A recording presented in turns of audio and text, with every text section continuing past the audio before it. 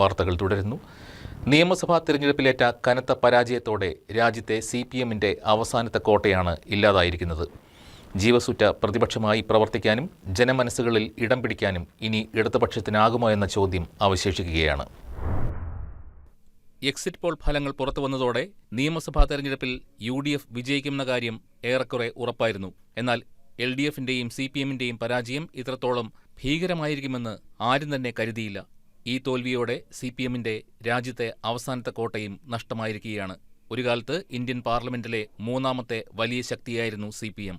എന്നാൽ ഇന്ന് CPM ഒരു സംസ്ഥാനത്തിൽ പോലും അധികാരമില്ലാത്ത ചില പോക്കറ്റുകളിൽ മാത്രം ഒതുങ്ങുന്ന പ്രാദേശിക പാർട്ടിയായി മാറിയിരിക്കുന്നു.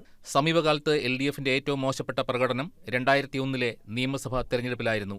അന്ന് LDF-ന് കിട്ടിയത് 40 സീറ്റായിരുന്നു. ഇക്കുറി അതിലും താഴെ പോയിരിക്കുകയാണ്. സമാനതകളില്ലാത്ത തകർച്ച. 2011 ഉമ്മൻചാണ്ടി മുഖ്യമന്ത്രിയായ തെരഞ്ഞെടുപ്പിൽ 68 സീറ്റ് നേടിയ മുന്നണി 2021 നടന്ന പൊതു തെരഞ്ഞെടുപ്പിൽ 99 സീറ്റുകളാണ് നേടിയത്. അതിൽ CPM-ന്റെ നേട്ടം 62 സീറ്റായിരുന്നു.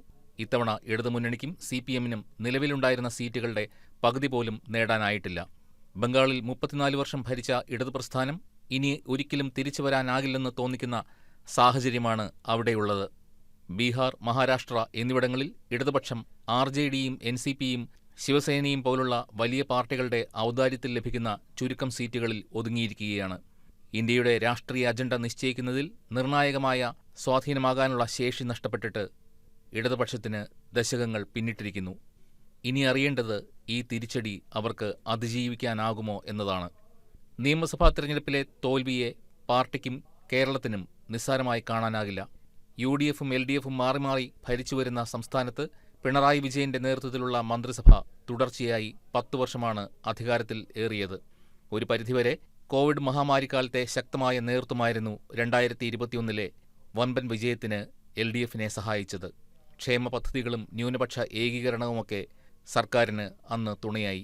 എന്നാൽ കിണഞ്ഞ് പരിശ്രമിച്ചെങ്കിലും മൂന്നാം തവണ ഭരണം ഉറപ്പാക്കാൻ LDF-ന് കഴിയാതെ പോയതിന് കാരണം ഭരണവിരുദ്ധ വികാരവും അഴിമതി ആരോപണങ്ങളും മാത്രമല്ല, മറിച്ച് അഹങ്കാരവും ധിക്കാരവും നിറഞ്ഞ പെരുമാറ്റമെന്ന പ്രതിച്ഛായ കൂടിയാണ്.